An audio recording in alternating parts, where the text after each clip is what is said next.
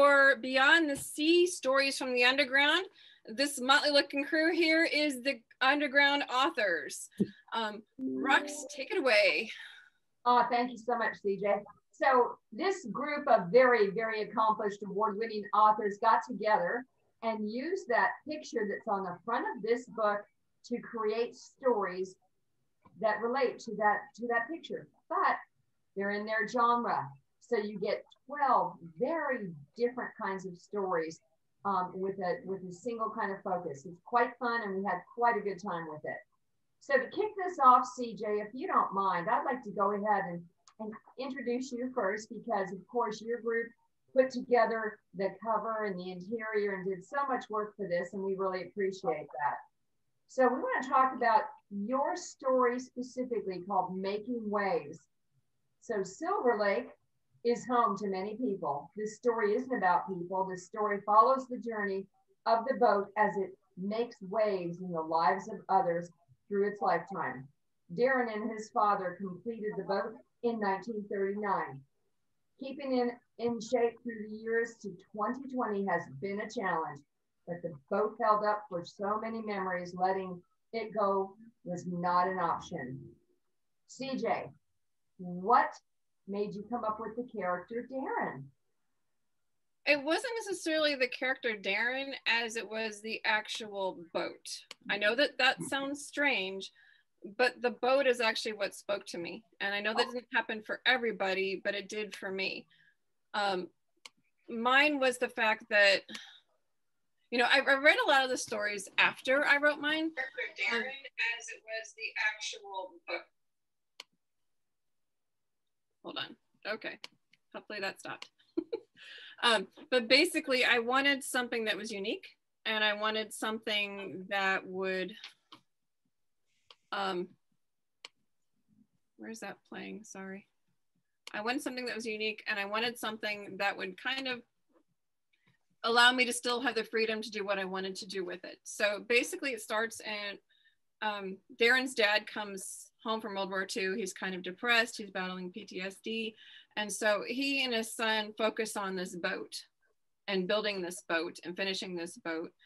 You know, it's during the Depression, all that. And then they kind of, you follow the life of the boat through the generations. And so you get to see a lot of the high points of the boat's history. And it's probably ends up being about 100 years old, I think, by the time it's done. Nice, nice. So I have to say, what genre do you write in, CJ? Generally, it's Christian fiction. Yep.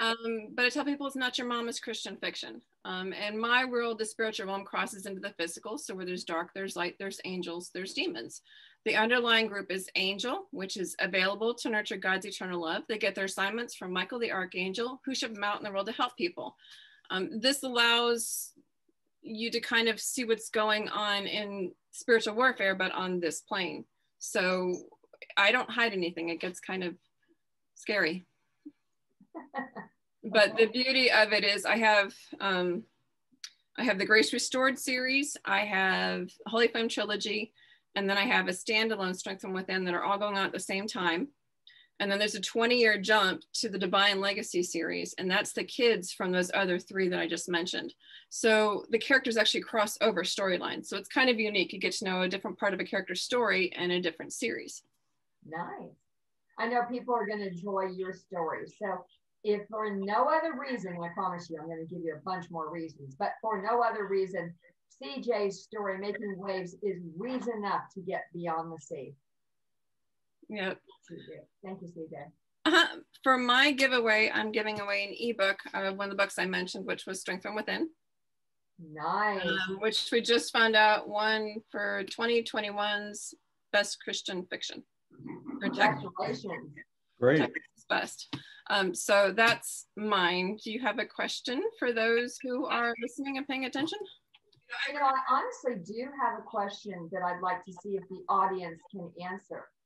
And that is, what is the main thrust of CJ's focus on Christian stories?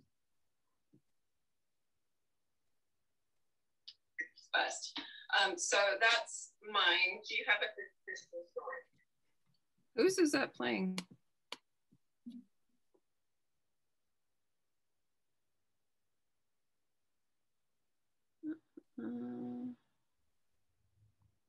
While we're waiting for that answer, CJ, if you'd like to go into the next interview, that would be great.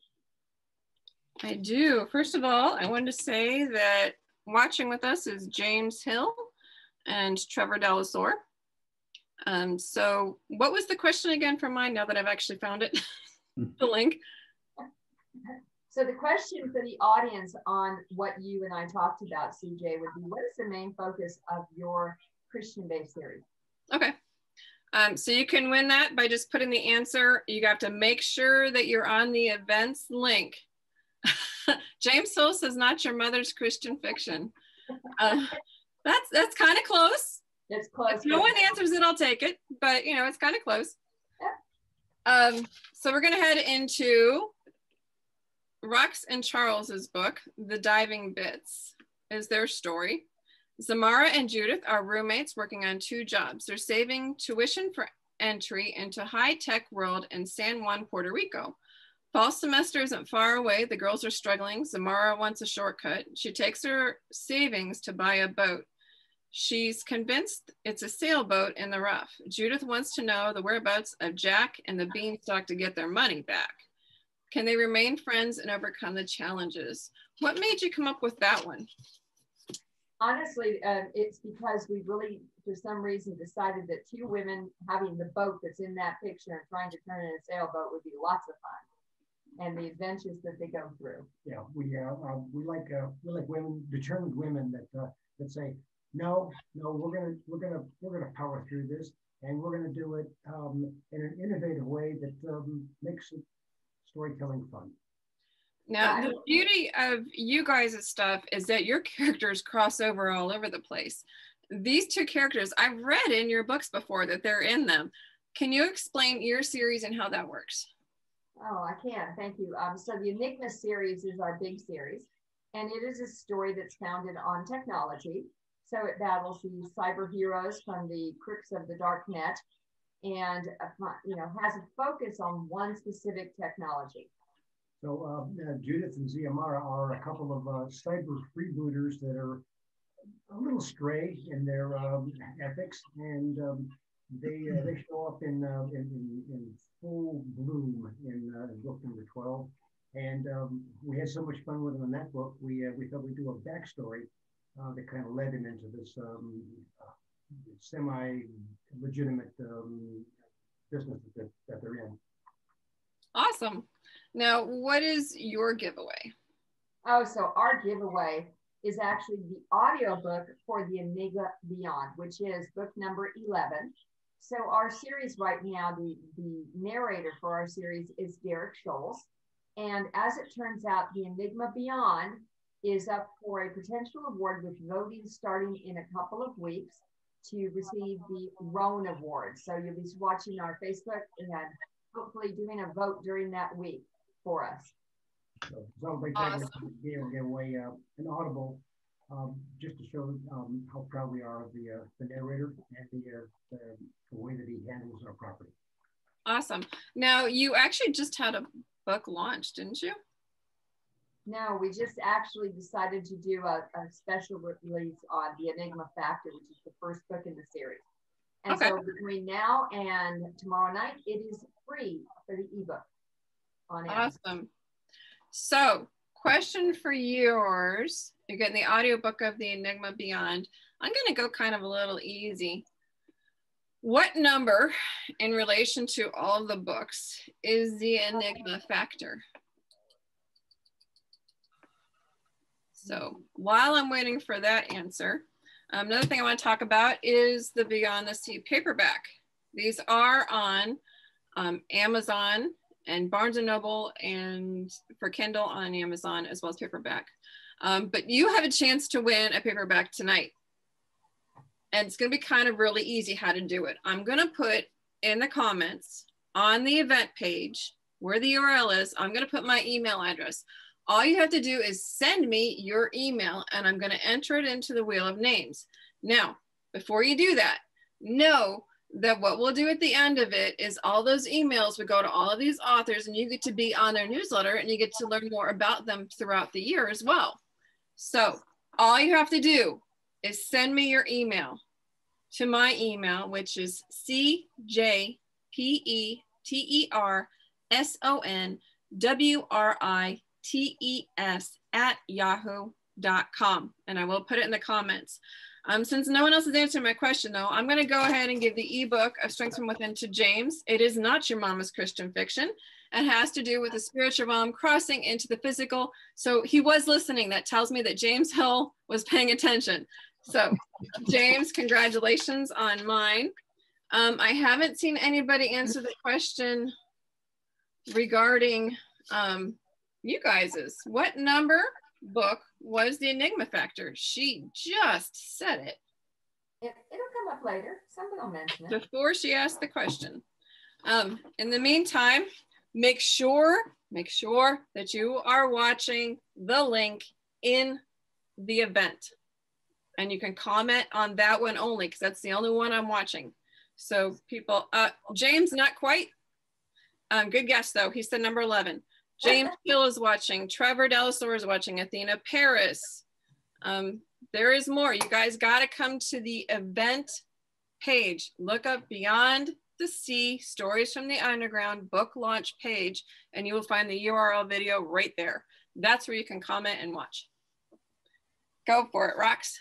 Hey, thank you very much, CJ. Appreciate you. So the next step that we want to talk to is our infamous N.E. Brown and her story, Stranded.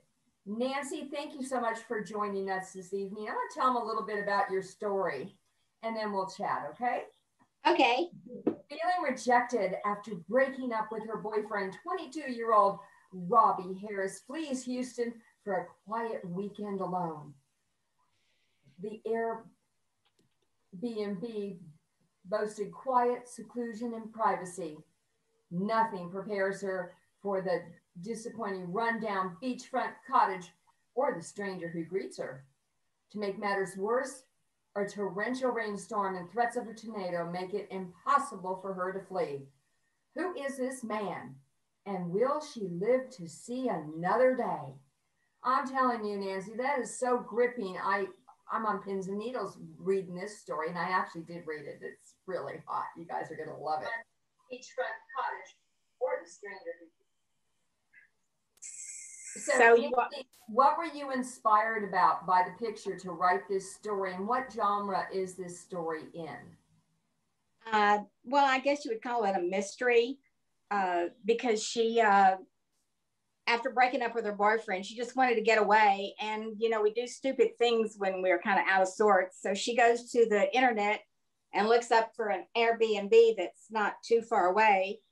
And she doesn't read all the information on the page, but she went ahead and booked it. And once she got there, she was terribly disappointed because it was very remote, very rundown. And basically, it was used mostly for a fishing camp. So you could imagine how exasperated she was. And to make matters worse, it was pouring down raining. She had opened the door to someone, and it was a strange man there who said that he was the owner of the cabin. So things kind of go downhill from there. Well, it's an exciting story, and everyone will want to read it when they get their copy of Beyond the Sea. So Nancy, this is not the only thing you've written, because I've read other works that you have put together. You have some series, and you know, you have even a book called, I think it's called The Rain Man, that is very, very intriguing. But you have a special thing about how you write. What do you focus on overall across genres? Mostly I write about the characters, and I let the characters tell the story. I write mostly about historical fiction because someone once told me one time, write what you know. I am an avid history buff for Texas history. So all of my books take place, my 6-book series takes place in Galveston. I was only going to write it was my first novel. I wasn't even sure I could even write. And by the time I finished the first one, I knew there was a second and then a third. And finally, I finished it with 6 books. And it chronicles the life of a young woman who comes from England through the port of Galveston, and covers a 20-year span of her life through 4 husbands and 6 children. Wow. So back then, women usually outlived the men. All right. What'd you do with those husbands? Well, 3 of them died of natural causes, and the other one just kind of disappeared. Oh, likely story. Okay. I don't know, something about 4 of them that does make it a little suspicious, Ron, doesn't it? Yeah. Sure, it's hard on males, I'll tell you that. Yeah. Well, she got married at 15. Oh, okay. Guess that's called running start, huh? Yeah. Exactly. Well, Nancy, I really appreciate that. And I'm going to pose a question from something you said to the listening audience. And if they get it correct, they're going to win a copy of the Rain Man Murders, either in paperback or ebook. Is that their choice when they win? Yes. Some people like to have the actual paperback, and if not, the ebook can be, I can send them that. And if you do a paperback, are you going to sign it for them too? Oh, of course. Awesome. All right. So Nancy just talked about her 6-book series. Where is it based in? City. What city is it based in? Thank you very much. We want an answer that says at the A or B and B. That, you know, that's not going to work. Hey. All right. Hey, CJ, while we're waiting for that winner, can I move on and you can like wave your hand if you want to interrupt? You can. Before we do, make sure to remind you that I did put my email in the comments. If you want to be entered into the Wheel of Names to win a paperback copy of Beyond the Sea, Stories from the Underground, make sure you email it to me at cjpetersonwrites@yahoo.com. And make sure you are watching and commenting in the event video. You may have to push play, but you need to make sure you're commenting and watching on that one. Athena Paris, got it. Athena, do you want the paperback or the ebook? Just go ahead and email me which one you have or which one you want. If it's a paperback, I need a full address. I know Athena, she can email them to me. And what answer did she give, CJ? Because I'm not looking at comments. It is Galveston, Texas. There you go. Beautiful Galveston. I need a new question though for yours because I had a number 11 and a number 12, which was the incorrect answer. The book, The Enigma Factor, was actually number 1. Exactly. And everybody can go to Amazon and order it for free for the next 2 days. How many books are in the main series? Gee, let me think. That's the new question, CJ. How many books are in the main series? Okay, so right. New question. So if you've answered before and you want to answer again, you got to put it in the comments. All right, Nancy, thank you so much. I'm going to move on right now to Mr. James Callan.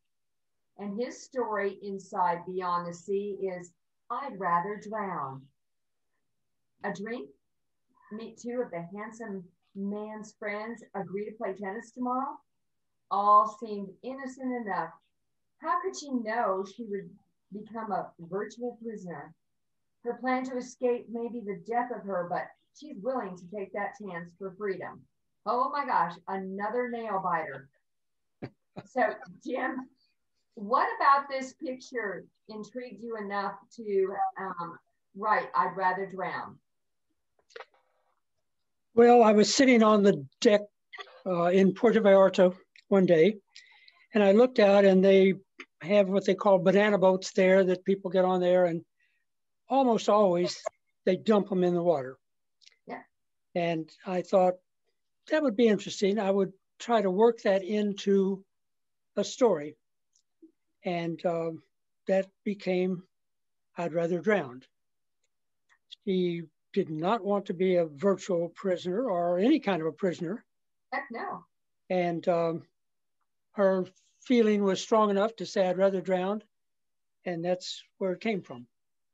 Oh, so my gosh. I'm sort of triggered by seeing the people dumped into the water. So is this a mystery? Would you classify this genre as a mystery or a thriller?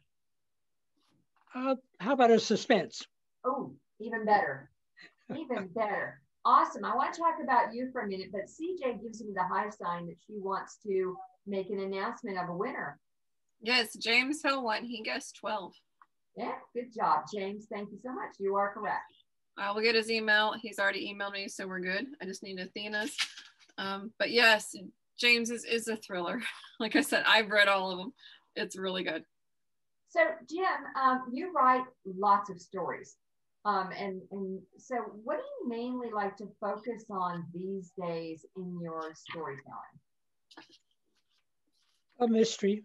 There's always a mystery. I feel like every book, in fact, whatever it's romance, whatever it is, has to have a mystery. So I kind of concentrate on the mysteries, and sometimes I know how they're going to come out, and sometimes I don't. Sometimes I don't know until the very end.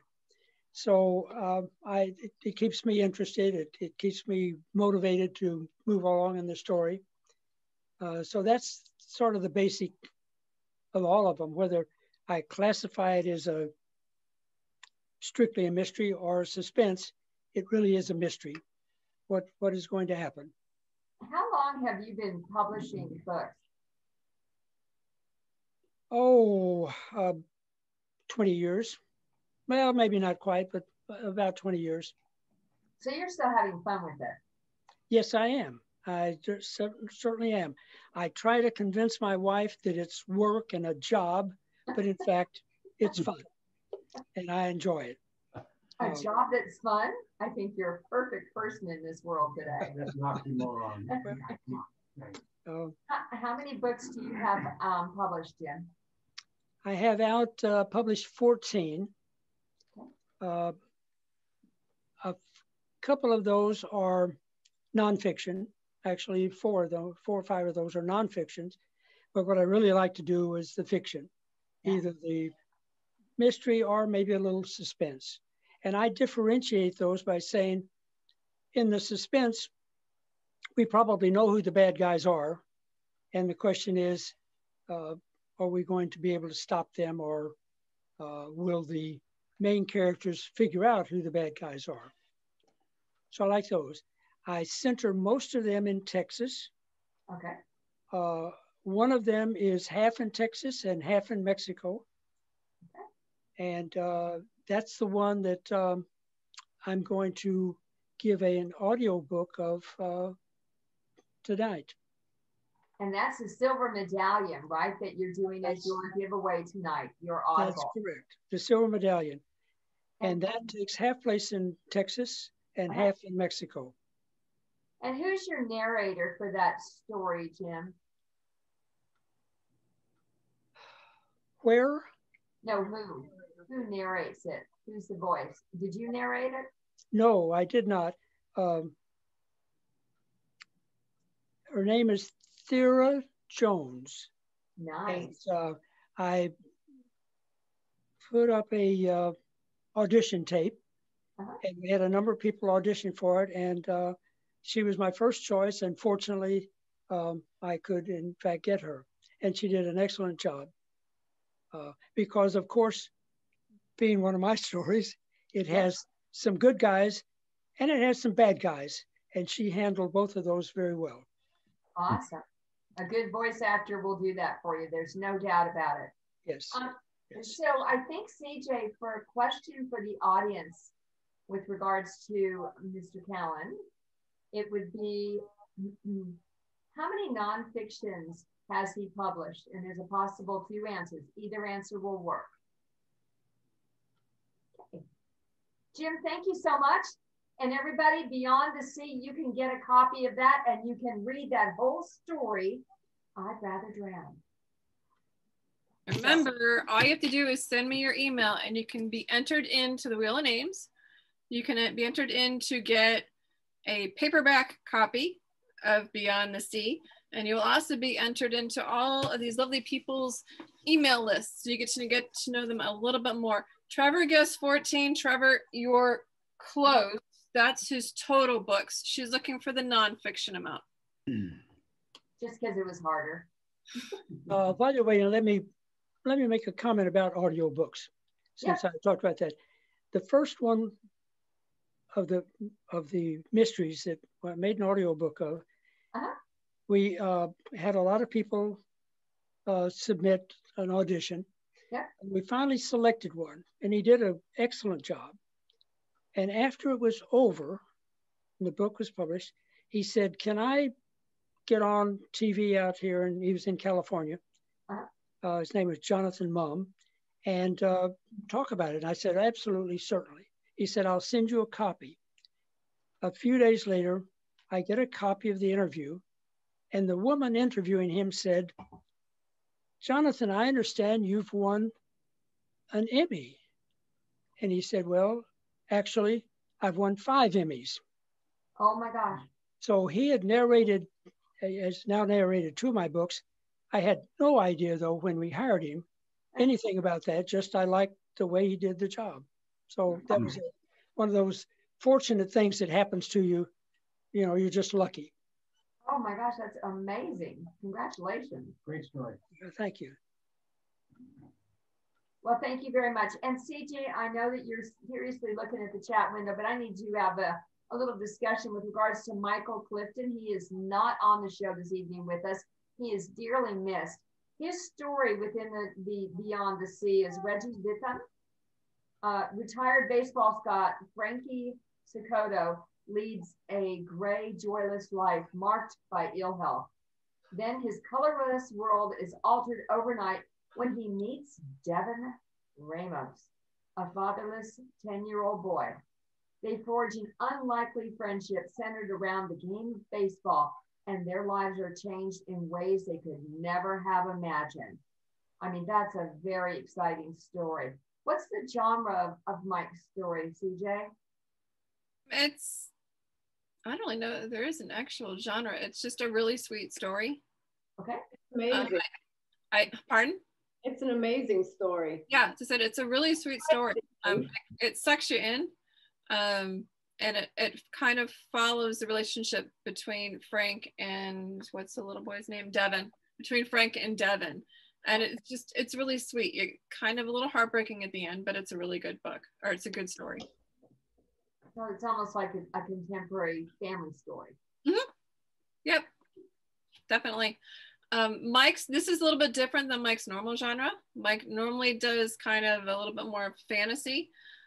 He just had a book launch, A Witch's Brew, which is the 3rd book in his Conquest of the Veil series. And that takes place basically in a parallel world called Meredith. It starts off with a young girl who's basically reaching the end of her rope.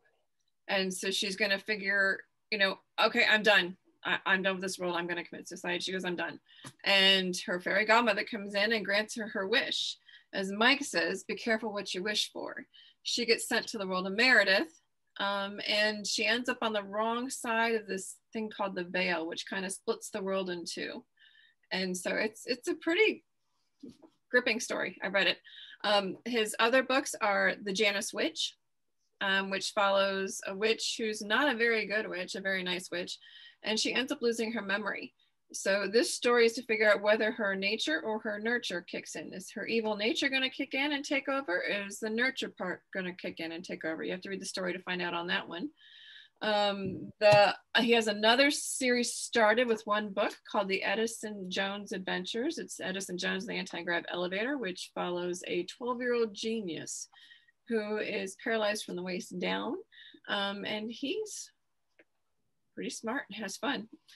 However, what Mike is giving away is the audiobook to the Treasure Hunt Club. The Treasure Hunt Club follows Nick, and Nick's had some really stinky luck. And he finds this book that allows him to find anything lost in history. So the treasure hunt is, he kind of finds all these unique stuff. So really good stuff. And you can find Mike's stuff on michaelscottclifton.com or online at author MS Clifton.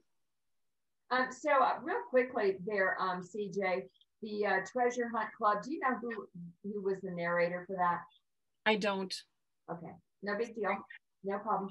Our question for the audience with regards to Michael Scott Clifton has to be, what is the name of the place in his series with the new one just released? What's the name of the world? Mm-hmm. What's the name of the world?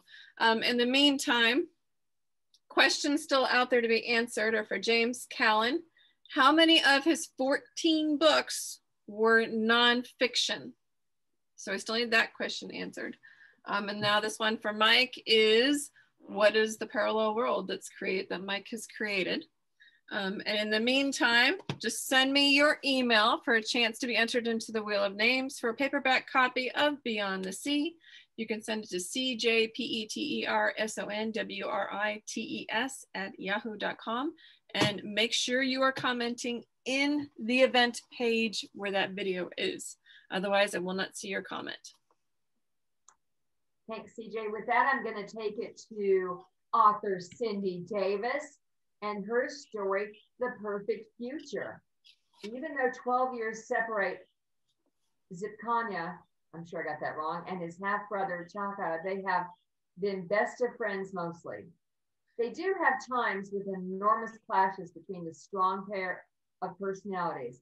Here, Chaka's free as a bird lifestyle gets between them as they seek to forge a future together. Now, Cindy, I like these characters because they're actually a backstory to another book of yours. What in the picture inspired you for this story? And please correct how I said the names because I know I messed them up. It's Zapakna and Shock. I think I was pretty lucky as far as the picture, the boat picture, because both of the boys were always fishermen, you know, to feed their families and for sport and whatever. So the boat fell right into it for me. But the story came about, like you said, the boys had always been at each other's throats now and then. And I wanted to kind of explore some of the things that might have happened to them using short story format. So you had fun with it. What's the genre then overall of your short story? Is this a family or how would you focus it? Well, it's from the metaphysical novels, but this is probably just adventure. Oh. Maybe not adventure, maybe a drama. Nice. Okay, but you do actually go and in your other works, I know, do a lot of metaphysical. Actually, you've written a lot of different things, but recently you've been very focused on the metaphysical world. So how did you get into that writing? I married somebody that turned me into a freak. I wrote mysteries forever, and I moved to Florida after my husband died, and I met Rick, and he introduced me to the spiritual world. So we joke that I'm a freak. And so how many books do you have focused on that metaphysical environment? Because it's very different. I read a couple of your works and really enjoy them a lot. Well, I appreciate that. I have 3, and then I have a 4th one that I'm still tightening up a little bit. Now, you also wrote you have a boatload of books. Do you have any favorites from the books you've released, not metaphysical? I'm kind of like the cozy mystery series that I have set in New Hampshire, because I put 2 totally opposite characters against each other, and I had them forced into working together. And I just love the interaction between them. Very cool. And, when are we going to see your next work released? Well, it might be the one I'm tweaking right now. It's called Interview with a Soul. Okay. It's a conversation with a soul in between incarnations. Oh, wow. Ooh. When might that be out and available? Because I think Ron's going to buy it first. I don't know. I'm thinking June or July.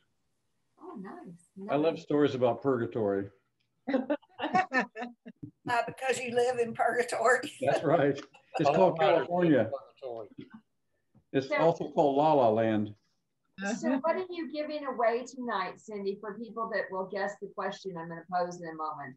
I believe I'm giving away the first copy. This is showing up backwards. The first copy in the Zapakna series. Nice. That's a great story. It is a great story. Very, very compelling.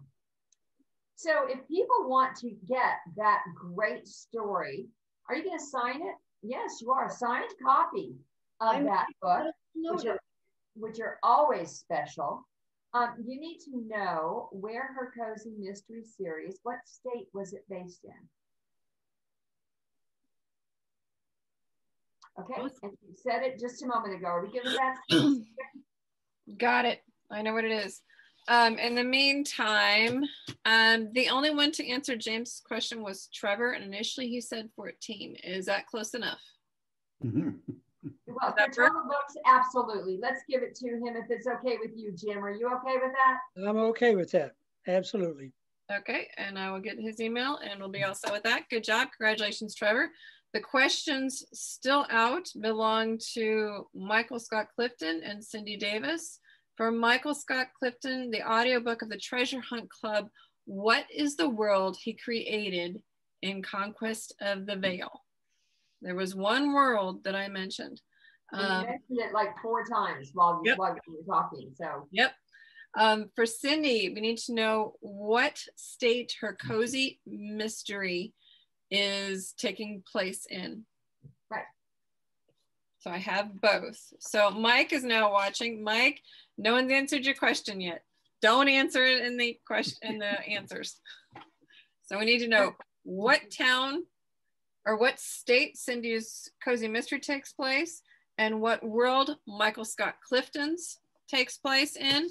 And you have a chance to win a paperback copy of Beyond the Sea. All I need you to do is send an email to my email, which is cjpetersonwrites@yahoo.com. Take on, Rox. Oh, thank you. And that brings me to C.W. Hawes, or Chris, as I like to call him. Hello, Chris. Howdy. You wrote a story called The Boat, a tale of the Rockport Saga. When the world as we know it comes to an end, Bill Arthur still held out hope for a new world, a better world. But what happens when that hope dies? Now, I love your writing. Tell me what in that picture focused you on this and what your genre is. Well, I have no idea what it was about that boat that led me in the direction of the Rocheport saga. I just looked at the boat and I said, let's see, I'd like to write a mystery. Nothing came to mind. How about a horror story? Nope, nothing came to mind. And then all of a sudden, Bill Arthur stepped out and he said, hey, remember that time I was talking to you about way back before my story starts in the Morning Star? And then it happened. So you really do have quite a way of coming up with your stories, because I actually have an interview for you, and I mean your imagination is amazing, I think, for lack of that. So how do you actually approach some of the stories, because you have series? I know you have series. Yes, 4. 4 different series. You want to go through them for the team? Well, I have the Rocheport saga, which the boat is a prequel story for, and that is a post-apocalyptic, and it's a special kind of post-apocalyptic called cozy catastrophe. And cozy catastrophe focuses on it's utopian. It focuses on how can the survivors make the world a better place. And then I have a mystery series, Private Detective Justinia Wright, based in Minneapolis, Minnesota. And she with her brother, Harry, they just try to make Minnesota nicer. And then there's the Pierce Mostyn series. And that grew out of my love for H.P. Lovecraft and his Cthulhu mythos. And I was watching the X-Files and I said, wouldn't that be great if we could make a mashup between those two? So that's where Pierce Mostyn came from. And then I have a couple books on Lady Drew. Lady Drew is inspired by an actual historical figure, Lady Grace Hay Drummond Hay, who was a Hearst reporter back in the 30s, was captured by the Japanese in Philippines, and then got sick and died after the war was over. But in her day, in the 20s and 30s, she was quite a celebrity, and it's a shame that she sort of faded out now. So I used her history as an inspiration for Lady Drew. And those are alternative history, deco-punk kind of stories. Wow, that's just really amazing. How many books do you have out in total, CW? I have 32, and I was also counting up how many I've given away to my mailing list. So if we were to add that in, there's like 52. Wow. So how long have you been writing? Well, writing for publication, it started in 2014. So it'll be wow. 7 years now. So yeah, I started in just before I retired. It's a great retirement job, writing. So you have fun with it, much like Jim and on this panel, right? Best job I've ever had. Work should be fun. I've always said work should be fun. Yes. So what are you giving away to our attentive watchers tonight? Well, what I'm giving away is a copy of a short story collection called Vampire House and Other Early Cases of Justinian Reich PI. And so it's a collection of 5 short stories and 2 novellas. I had a lot of fun writing these stories, so I hope people have fun reading them. Oh my gosh, you are such a prolific author, and you get books out there all the time. I mean, Justina and Peterson, all those people are like my favorites. I just love them all. Of course, I read everybody's book that's in here, so I just like reading.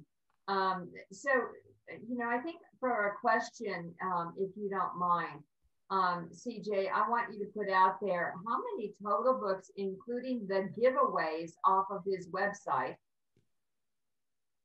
does CW have available? And CW, thank you so much. You're welcome. Thank you. It was fun.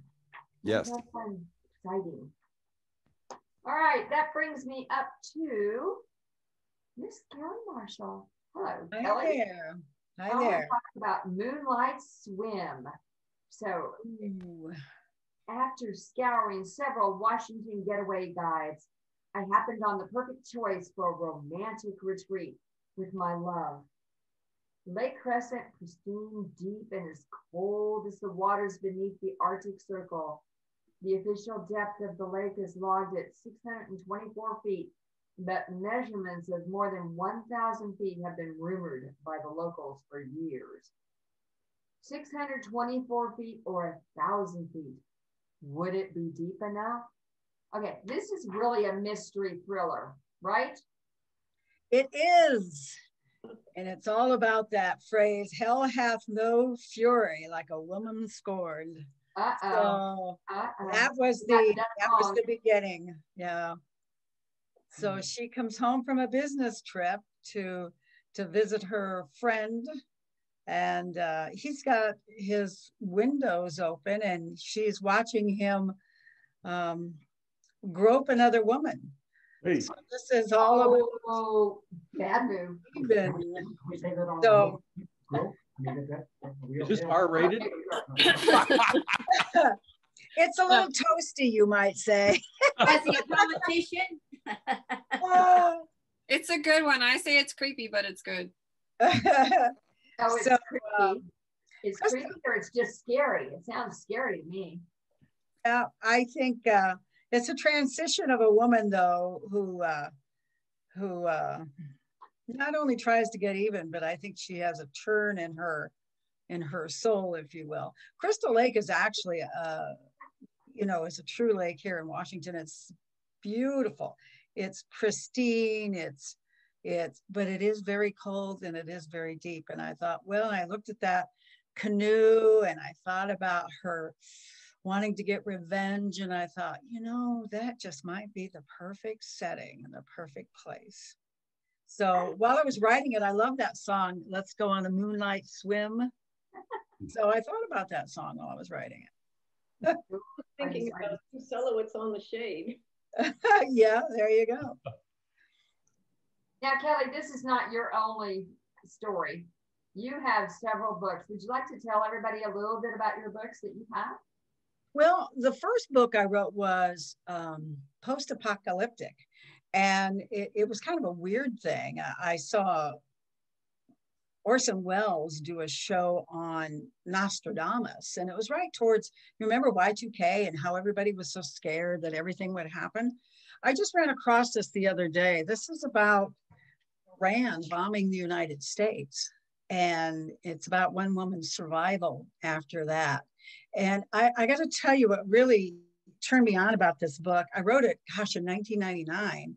And you look at Iran and the United States today, and it's still very appropriate. And I did a lot of research about how a government survives after a nuclear devastation. And it was then that I learned that all around Washington, D.C., deep inside the mountains, there are cities that the government can function in during war times, during something like this happening. So it was very eye-opening for me. But what got me, the show about with Orson Welles about Nostradamus, and you know, he hit the nail on the head many times in terms of finding, predicting things. And this is something he wrote in one of his quatrains. It was, in the year 1999 and 7 months, from the skies will come the great king of terror to raise again, the great king of the Mongols. Before and after, war reigns, strained. And so a lot of people, when they heard that, thought about 9/11. And he missed it by about a year, but just think he wrote this back in the 1500s. So anyway, that was kind of the beginning of the story. So it's one woman's survival after the bomb just devastates everything. And I made the location in Colorado Springs. I lived there, but inside the mountain there is, what do they call it? No. I'm trying to think of the military. NORAD. NORAD, thank you. NORAD, this happens when you get older. But anyway, so that's my first book. And then I followed that up with some murder mysteries. I really like them. My murder mysteries are, they're not cozy, they're pretty gritty. And I'll just lay that out there. They're rated R. So if you like cozies, we've got several people on this panel that write just excellent cozy mysteries. And some of those are award-winning too. And my website's kellymarshallbooks.com. And the other book that I wrote, and this is probably the one I'm most proud of, I wrote this in conjunction with my high school English teacher. Several years ago, I went back to a high school reunion and reconnected with him. And he was the inspiration for me to become a writer. A number of his students became writers because he just was one of those guys that just was a well written man. And so he started a manuscript. When we got together and met, he says, you know, I've got this manuscript I started. And he's a Luddite. He really seriously is. He does not have a computer. He has a TV, and that's it. And so everything he writes on, I don't know if you can see this, he writes on one of these old Coronas, and it's all single space. So he wrote 30 pages of a story. And so he gave it to me to fashion a romance, or fashion a story from. And I made it a romance for the older set, you know, if you will, middle age and older. And I called it The Chair. And so that's what the story is about, a woman who's fascinated with high chairs. And her boyfriends all fashion high chairs for her. It's really a quirky story. Yeah. Do they sit in them? So anyway, it's the one I'm most proud of, I think, because he asked me to finish it. He's someone I unabashedly admire. He's a dear old man. And I wanted to share his book too, because he actually wrote a book. It's called Alive and Free in the EUP, and he lives in the Upper Peninsula of Michigan. And these are all just lovely little poems and odes to salmon and all kinds of things. He's a fisherman. So I'm going to offer both these books today. He signed his, and then I'll sign the book that we wrote together So that's what I'm giving away, the chair. Awesome, Kelly. Thank you so much. It's awesome to get autographed copies of books because people treasure those, I've noticed. Even CJ likes autographed copies of books. I know this to be so. You know, Kelly, thank you for sharing all of this. I've read your books and, you know, they're straight up great books. Yeah, they're gritty, but they tell it like it is. So don't ever be worried about reading Kelly's books. You just want to be over 21 probably to read it, but they are outstanding. Thank you very much. Hey, no problem. And so I think what would be kind of an interesting question, because, you know, absolutely, Kelly provided an awful lot of detail. So her short story, Lake, okay, specifically was Lake Crescent. Where is that lake actually located? Not you, Kelly. Oh, okay. I almost did that. Yes, you did. What state is that lake located in is the question, CJ. Okay? I think I got it. Okay, perfect. Hey, Kelly, thank you so very much. I appreciate it. You're welcome. That brings me to... Oh, hold on, stop. Oh, it brings me back to CJ. Go ahead, CJ. Winner. Ding, ding, we've got a winner. CW, the winner of yours was Lara Brandon. She guessed 52. Hey, good. Good job. James guessed Colorado for Kelly's. Was that correct? That is correct. No. It's not. Okay. You're going to have to put it in the comments because I didn't catch that one. Okay. Sorry, James. Try again. In the meantime, we have other prizes that are out there. Michael Scott Clifton, you can win a free audiobook of the Treasure Hunt Club. All you need to tell me is, thank you, Rox. All you need to tell me is, what is the planet that he created, the parallel world, in the Conquest of the Veil series? Cindy Davis has an autographed copy of Zapakna's Legacy. And all you have to do is tell us what state her cozy mysteries take place. And now Kelly's, you need to tell us what state is Lake Crescent located in? Lake Crescent. Also, email me your email for a chance to win the paperback copy of Beyond the Sea, Stories from the Underground. You can send it to cjpetersonwrites.com. Remember, if you do not comment using the link that's already in the event, I won't see your answer. Trevor guessed the Upper Peninsula. Sorry, Trev, that does not quite right. Try again. Everybody's going to Google it. You realize that. All they have to do is get on Google and just fine. You know? Google, it's a great way to win 2 books, isn't it? 2 paperbacks? Yeah, 2 books. Really I mean, you can't beat that. Just Google it and you got 2 paperbacks going. Come on. So it's the chair and what else? It's called Alive and Free in the EUP, which stands for Eastern Upper Peninsula. Ah, Trevor was thinking that's what you were talking about. That's Michigan. So Trevor, to be specific, it's her short story is based on Lake Crescent, which is deep and cold and located not too far from where Kelly lives. Okay, now I want to go to Caleb Pirtle III. Caleb, thank you so much.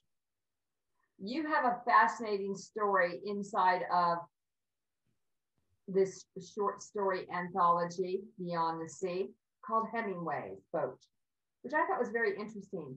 Adam Kane is a big city police reporter during the 1920s who has seen too much death. He's lost touch with his readers and himself.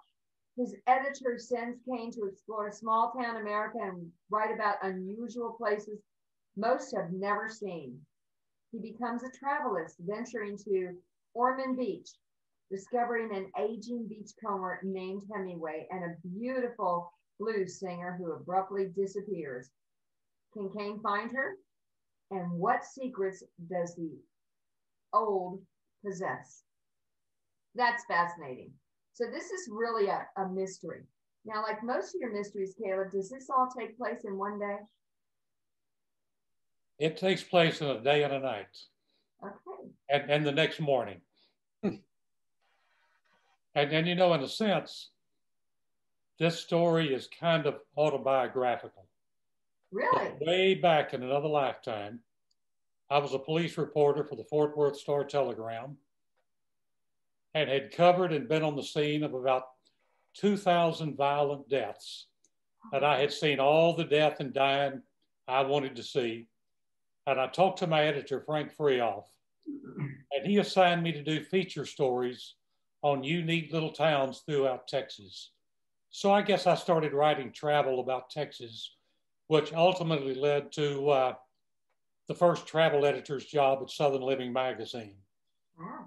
So I got to thinking about a new series that I wanted to write, and I wanted it to build it around a character who was a newspaper reporter, seen too many deaths, was tired of it, could no longer find the drama and the emotion in the death.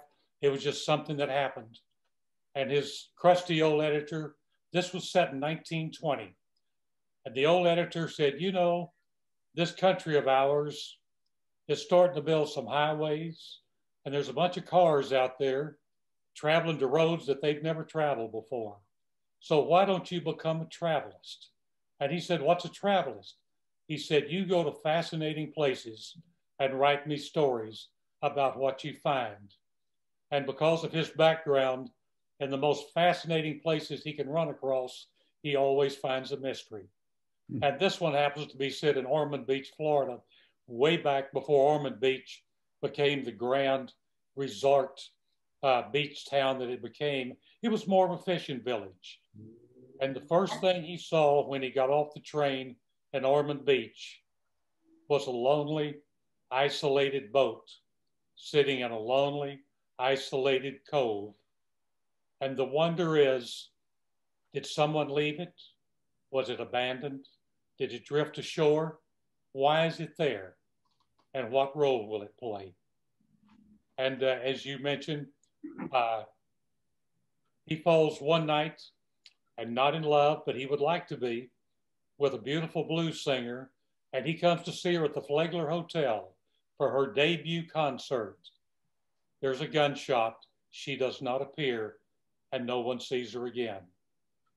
And the story is, what happened to the blues singer, and what does the old beachcomber know who owns the boat?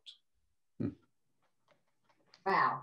Wow. Wow. Okay, so everybody, you need to get online and you need to order Beyond the Sea as soon as Kelly announces the winner so that you can still have a copy, because only one of you can have a signed copy from CJ. You know, this is going to be amazing. So Caleb, you write lots of different stories and lots of different genres. Do you have kind of a favorite? Well, I've got to the point that I live in the present, but I prefer the past.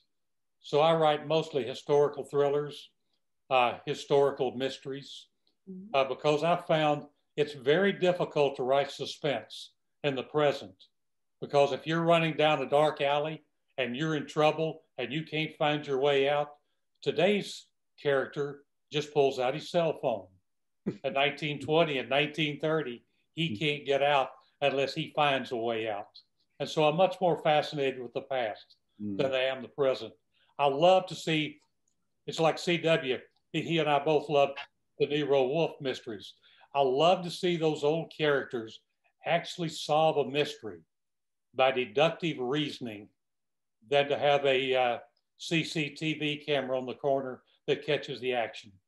Well, and they don't have to Google it, right? You can't Google it. You've got to actually do something. So that's exactly right. Yeah. What's a cell phone? Yep, it's like people that get power outages after 24 hours. All of a sudden, they have no connectivity for their cell phones, and they're totally bewildered these days. It's amazing. Yeah, I don't know how many mysteries I've read where they suddenly lose their cell phone, or they suddenly go into a black spot where the cell phone doesn't work, and there's only about 3 or 4 devices, and after a while, they get kind of old. I like it where you have to outwit somebody, outrun somebody, and outsmart somebody, and out-telephone somebody. So Caleb, what are you giving away tonight? I'm sorry? What are you giving away? What I'm giving away tonight is an ebook of an oil field boomtown saga. It's the first book in a 3-book series about a mythical town in East Texas, and it's a historical mystery that has an oil strike. And I was born and raised in the oil boom town of Kilgore. So I grew up around all these old stories, and they've been cogitating my brain for a long time. And one day I decided to write them into a novel. And the first one is Backside of a Blue Moon, which happened to win the Beverly Hills Book Award. So I'm giving that away tonight. Congratulations on that. And Caleb, you know, you kind of started bringing us all together. So one of the things I want to have you mention, if you don't mind, is, you know, everything Beyond the Sea earns, either by purchase of an ebook or purchase of a paperback. Where are we giving all of those proceeds, Caleb? You've got that information. I'd prefer you give it. You've got it all in front of you. I would mispronounce the name. And then the organization does so many wonderful things and so important to our society. I want to make sure that people understand who's getting the proceeds. All right, then Team Rubicon is who we have all agreed to give the proceeds to. There is a dedication in the book. It's also on Amazon, but that's where we're doing the proceeds. So the authors that wrote all of these fabulous stories, and we haven't talked about all of them yet, so don't despair. We really want you to purchase this book because we want to really kick in a charity. And as of tonight, we've actually already sold 7 of the books, and hadn't even launched until today. So now we're really going to get our feet going. But it does. Team Rubicon is based on veterans. It was founded by a gentleman named Jake Wood. And I just actually reviewed one of his audiobooks recently. It's a fabulous story, and you should read about it and maybe volunteer. You can actually volunteer time to help for different disasters. It's fascinating. So Caleb, thank you so very much. CJ, I want to go all the way back to the beginning of the conversation with Caleb, and I want the listeners to say which newspaper Caleb kind of started with. That's where I figured you were going. I had that written down. Caleb, again, thank you. Thanks. Okay, now I want to move on to, oh, sorry, go ahead. We have a winner to talk about. Yay, winner. Trevor said Washington. So he found it. Allie, your books are taken. Okay. We still have a few out there. We need to know from Michael Scott Clifton. We may have to come up with a different question because no one's answering it. What is the parallel world he created in Conquest of the Veil? It starts with an M. I'm sorry? It starts with an M. Let's see if we can trick it out of them. Okay. In the meantime, Cindy Davis, what is the state her cozy mysteries take place of? Be thinking we may have to offer another question for that one as well. And I can do another question for Cindy right now. Okay. What's her current genre that she's focused on writing her books right now? So either one of those questions will work. Yep. And for Mike Clifton, I think another question for him might be his trilogy. What's the genre of that trilogy?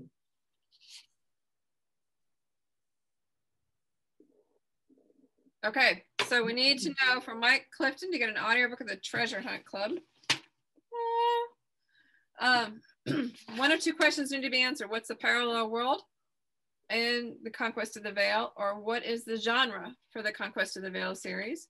For Cindy, we need to know where her cozy mysteries, what state they take place in, or what her genre of her current series are.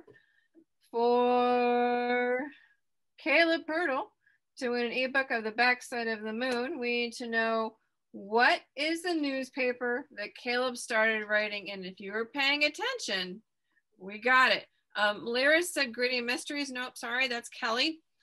We need Cindy Wave. We need Cindy's. So good guess, but not quite.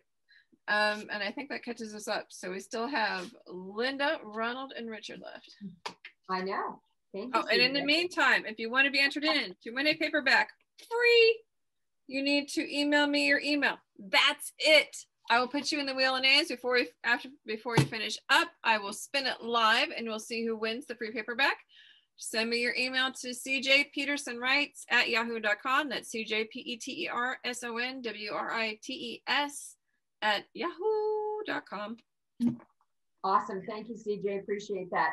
Now we are going to move on to the infamous Linda Purdle. And I'm telling you, this is one of the funnest titles in this book. The Girl in the Turquoise Bikini. Jeb Mcpherson, an international award-winning author and prolific mystery writer, has contracted a most dreaded disease, writer's block. Try as he might, Jeb could not conjure up another story for his protagonist, Greg Watts, to solve. Leaving his computer idle, Jeb walked out of his desk, onto his deck overlooking the bay. Sipping his daily martini, Jeb saw the perfect inspiration standing on his private beach, wearing a turquoise bikini. Now, Linda, I have to ask, is this just a little bit saucy or what? Yeah, I think it is. I was describing the story to a friend of mine, and she said, "Oh, are you writing about Caleb?" Is there a story behind that we need to know about? Oh, no. Caleb goes to his office every day and writes. And one day I went in there to ask him a question. He said, "Do you realize every time I start trying to promote your book, you come in and interrupt me?" So I thought, well, why not have a character who likes to be isolated and who writes, and he's very successful and really quite arrogant. And so he owns this private beach and he wants to keep it private. But he kind of changes his mind when he sees that girl get out of the boat. And then there's a storm coming. And it's dangerous that time of day when the tide is rising to go scuba diving. So he spiffs himself up to run down there and warn her. Well, an hour later or so, however long it takes him, because he's pretty grungy, she's gone. And the question is, where is she? And later we learned that the boat was found, but it was empty. So what happened to the girl in the turquoise bikini? Yikes. We got to find out what happens to her. We just have to. Yep. Hello, Jim, you're back. Yes. So Linda, you know, you really seem to focus on cozy mysteries a lot. Is that your favorite genre? That is my favorite genre. And I read a lot of cozy mysteries. My love of mysteries began when I was quite young, reading Nancy Drew and Hardy Boys, and graduated to Agatha Christie. And I love to watch the Hallmark mysteries. I can, you know, they all are formulaic. You can kind of figure out who the killer is. So I thought, when I write my books, no one's going to be able to figure out who did it until I let them know. And I've heard Caleb and Nancy talk at our Writers Guild meetings and several times, and several of you have mentioned that your characters kind of control the story. Well, I'm a control freak. I'm going to know who does what. And so the first book that I wrote, the Mahjong Murders, I was telling Caleb about it, and he read my first copy of the manuscript. And so he knew all about the story. But when it was published and he read it, he said, "Well, so-and-so didn't commit the murder." I said, "Yeah, I know, I changed my mind." Yeah,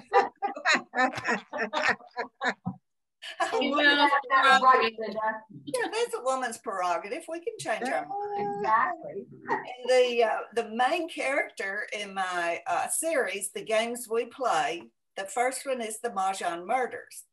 And Lillian Prestridge is the main character. And she and her friends at a small gated community, which very much resembles the small gated community that Caleb and I resided in East Texas. they really have a hard time getting in their Mahjong games because there's so many murders occurring. And she has to get right in the middle of everything. Her husband tries to protect her. Her son, who is the county sheriff, tries to protect her. Her adopted son, who is the head of security at the community in which she lives, tries to protect her. But it's really her standard poodle, Eli, who gets the job done. He gets her out of several tight predicaments. And he is in all 4 of the books. One of the books, Nancy Brown edited one of my books, and I had devoted a whole chapter to Eli and his thoughts and what he was thinking. And she said, you just can't have a point of view for a dog. Why not? It drove me nuts. So I thought, well, when I get through with this series, I'll just write a dog series and let that dog think. You know? You can if it's a pointer. It's unusual in that he lets Lillian know whom to trust and who is untrustworthy. I joke and say that when I'm asked, how do you determine your settings for your books? And I say, well, first of all, I decide where I want to go on vacation. And that's where Lillian happens to be traveling. The second book is Deadly Dominoes. Her husband and she have been married 50 years, and he gives her a motorhome for their 50th wedding anniversary. And they travel to Caddo Lake in East Texas. And I don't know how many of you are familiar with Caddo Lake, but it's very, very mysterious, with a lot of moss hanging from the trees, and has a lot of bayous, a lot of hidden bayous. People have actually gotten lost on the lake. And he thinks if he gets her, and her husband thinks if he gets her in an isolated area, she won't get in trouble. But the second day they're there, someone's murdered. So guess who solves the murder? And a little bit of inspiration for that book came from Jim Callan. Really? Yes, because of the Keystone Pipeline. Okay. It went through some of Jim's property. We've discussed that several times. And so I, in that book, have a militia determined to blow up the pipeline, because I'm sure Jim felt about that, doing that too, and it took up so much of his, yay, there you go. And so, of course, Lillian breaks up that ring as well. And then they travel to an area of the country that Caleb and I absolutely love. They travel to Arizona, Santa Fe, and Lillian is faced with a very, very serious tragedy in that book. And that is called Tarot Terrors. And in that book, I introduced 2 new characters. One is Sophia, who is a medium, and her niece, Sammy Nightingale, who is a young Navajo woman who breaks all the rules. Mostly young male figures have a vision quest, but she decides this is the 21st century and she's going to have a vision quest. And she and Lillian become quite attached to each other. So in Scrabbled Secrets, they travel in Lillian's motorhome to Canada to rescue Sophia, who has crashed in a plane crash, and they don't know where she is or what kind of condition she's in. But in the process, Sophia has encountered an old enemy who wants to kill her. And they have some pretty narrow escapes getting back to the US, and travel through the Underground Railroad to get back to Texas. Oh, you have an awesome series, Linda. There's just no doubt about it. And today you're giving away an autographed copy of the Mahjong Murders, right? That's awesome. Right. Awesome. And so I think, CJ, the question for the listeners with regards to Ms. Linda Purdle, the great cozy novelist, cozy mystery novelist, is going to be, what's the name of her dog in the series? I figured that's where you're going with that one. In the meantime, if I'm pronouncing this correctly, Galen Knuckles? Knuckles? Who said that? Awesome. Thank you, Linda. But he won Michael Scott Clifton's audiobook Treasure Hunt Club. Galen, I put my email in there. Please email me your email. I'll get it from the email that you email me so I can get it to Mike and he'll get you your audiobook. In the meantime, there are still some up for grabs. There is... Hey, DJ, why don't you wait a minute? Let me do Richard and then we'll do the up for grabs, okay? Okay, sounds like a plan. Great. Thank you, Linda. I appreciate you. Now I come on to Richard Schwindt. How are you, Richard, tonight? And I'm good. Awesome. I want to talk about Roses for Grant, which is your short story that's included in Beyond the Sea. Pam and Greg arrive at a tropical resort for what appears to be a carefree vacation, but a strange encounter in a borrowed boat triggers memories of love and loss. Oh my gosh, do we have a romance gone bad, or what do we have going on here? Well, the story has to unfold. It's nothing all that dramatic happens. I don't know if anybody's familiar with the work of Alice Munro, but her stories unfold, and I've always been an admirer of hers. And this is a couple in late middle age who have come away for a reason, which is revealed towards the end of the story. But it's about life. It's about what happens to all of us, how couples grow together and excuse me, and interact together. I think that's very fascinating. And that is, of course, in Beyond the Sea. So what in the picture itself inspired you to do this? Was it just the fact that it was a tropical beach setting, since you put it into a resort? Well, we go to a resort like that most years. We haven't because of COVID, but we've often done that. And stealing a boat on the beach would be just up our line if we happen to if we happen to see one. And the strange encounter actually did happen to us. So again, I'm not going to reveal it, but funny things happen on the beach, and so this felt very real to me. And this is I only do literary fiction when I write short stories. So that's why I decided that I would do something that was sort of light on the surface, but had a little bit of depth to it. I think that's a great idea. And I think people are going to love reading this particular story. So what is your normal genre when you're not writing short stories? Do you have a preference? That's a good question. I'd like to say all of them. I've written a series of mysteries, a series of paranormal detective books, some fantasy, some science fiction. The truth is I write whatever comes to mind at the time, and it can go anywhere.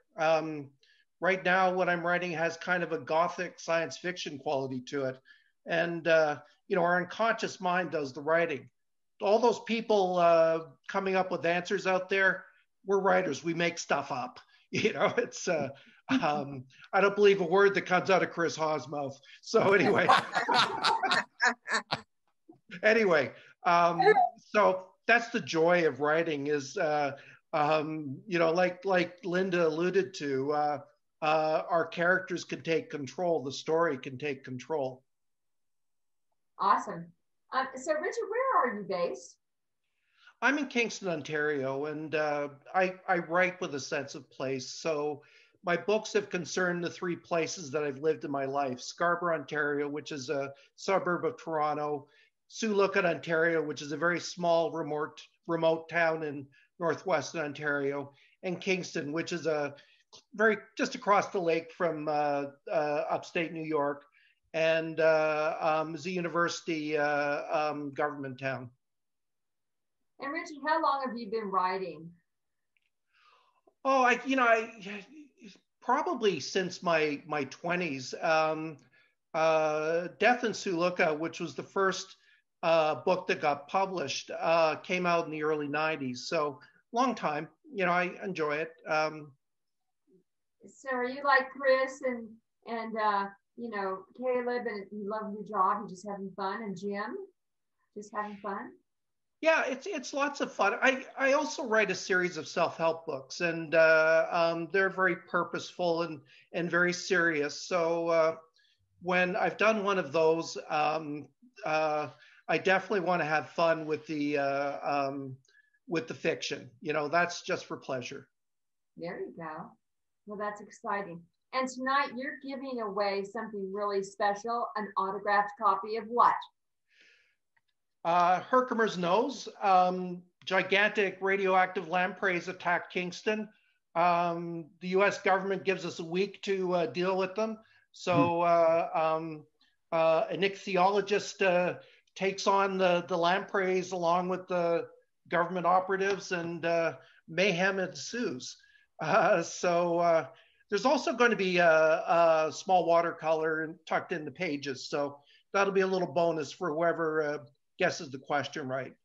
All right. And so our question for the audience with regards to Richard is going to be, what province in Canada does Richard live in? Got it. Okay, great. Thank you. Okay, we did have somebody win. Okay, go. It was on Linda Purdle's. Okay. Miss Lyra Brandon guessed that the name of the dog is Eli. Very good. Eli's right, Linda? Is Eli your dog? I'm sorry? Is Eli your dog? No. Eli's smarter than my dog. But my dog's more lovable. Anyone else, CJ? No, but we have a bunch of stuff still going up. So why don't you take care of Mr. Yates, and then I will give everybody an overview. Awesome. I'm going to round out our discussion with the infamous Ronald E Yates. Your short story is The Encounter. During World War II, Japanese soldiers trekking through the tropical forests of Western New Guinea stumble upon mysterious objects secreted inside of a jungle-covered peak. Without warning, the object erupts and transmits a powerful beam into the cosmos, and seconds later, most of the unit vanishes. Who put the device there? Why? After the war, America's Office of Strategic Services investigates the phenomenon. What did the OSS find, and what does it mean? Oh my gosh, what in that picture inspired this story, Ron? Well, it was a stretch. I knew that these people, what happens is that these Japanese soldiers find this particular object, and then the story moves forward till after the war, and the OSS learns about this particular object and decides it needs to get back in there to find it. But they had to find a Japanese soldier who was actually involved with it. It turns out to be a major. So they get him and they go back into this area, and he takes them back up into the mountain, which is actually a real area. It's called the Foja Mountains, or Foya Mountains in Western New Guinea, which was then in those days called New Netherlands Guinea. But at any rate, they have to get back, and they barely make it back, and they're desperate. They are coming out of the jungle, the mangrove swamps and everything, and the boat essentially saves their life. They use the boat. They see the boat on the beach, and they jump in the boat, and they try to paddle down toward the main camp where the Japanese were encamped, about an entire battalion of Japanese soldiers. And they get to this area not too far from the camp, and they beach the boat. And while they're beaching the boat, they are discovered by a patrol that was out looking for them, and they bring them back into the fold. And then the story goes into a little bit further into the after the war, 1946, and then another group goes back out to try to find out what's going on. And I won't go any further. No, that's awesome. And you also happen to write a series that I am just in love with an endearing character who is an amazing, I guess, journalist would be a good way to put it, Billy Battles. Mm-hmm. That's a fascinating series. What gave you the inspiration for that? You know, it's really interesting that you asked that, Rox, because it began when I was a student at the University of Kansas, I was working for the Kansas City Star as a student intern in 1968, a long time ago. And one of the assignments they gave me was to go to the Wadsworth Old Soldiers Home in Leavenworth, Kansas. And they wanted me to interview a 98-year-old Spanish-American War veteran. And because this was, it wasn't that far back from about 70 years or so from the actual battle, or from the actual war, Spanish-American War in 1898.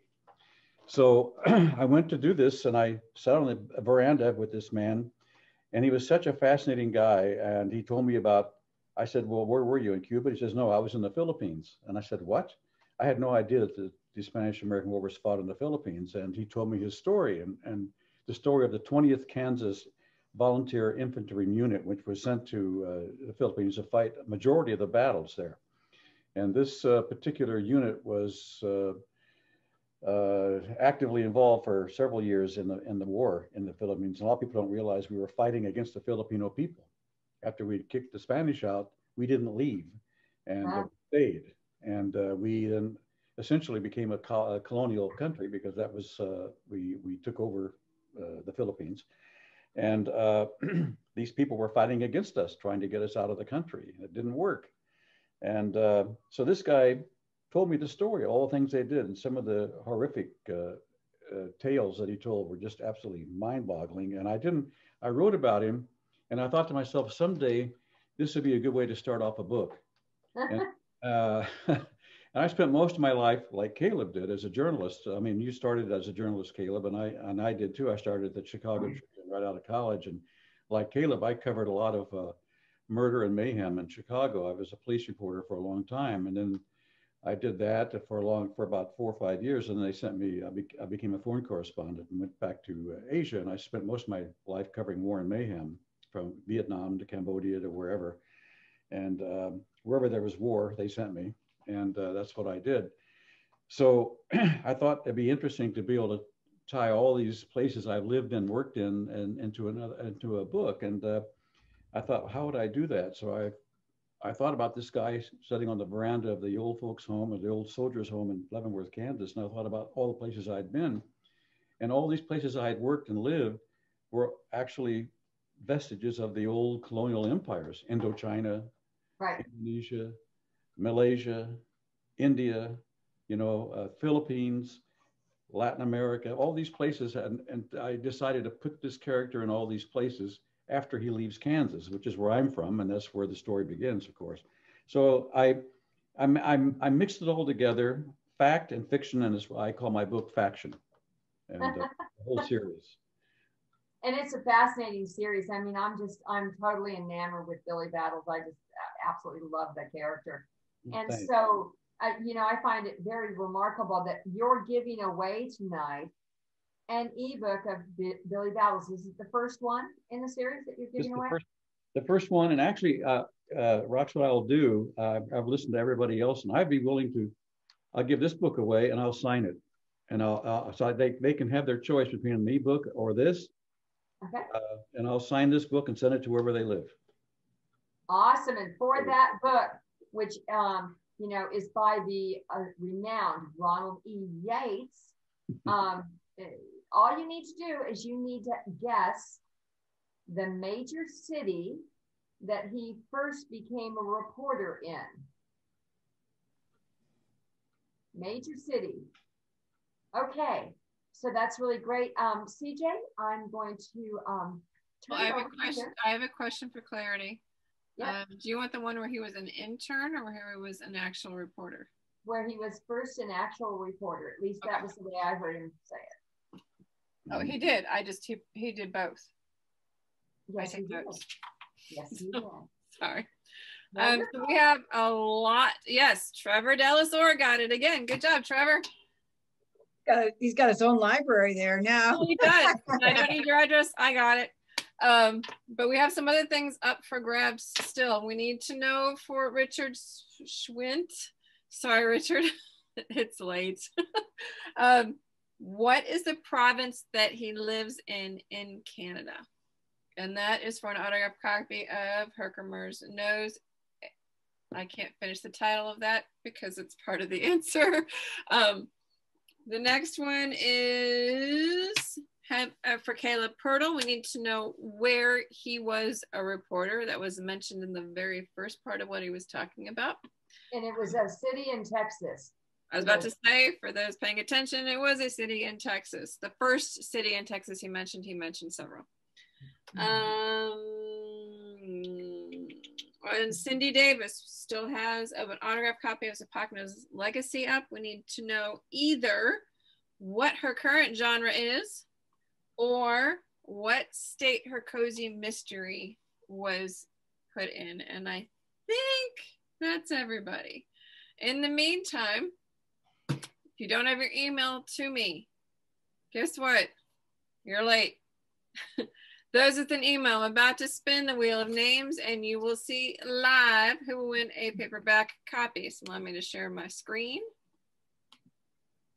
Here is your wheel of names and here we go. Oh, that's fancy. For the people that actually sent their email in, and the winner is James Hill, won a paperback. Congratulations, James. Good job. So excited for you. Take a quick snapshot of it. Awesome. All right. So congratulations. James won a paperback copy. James, I need you to email me your physical address if you haven't already.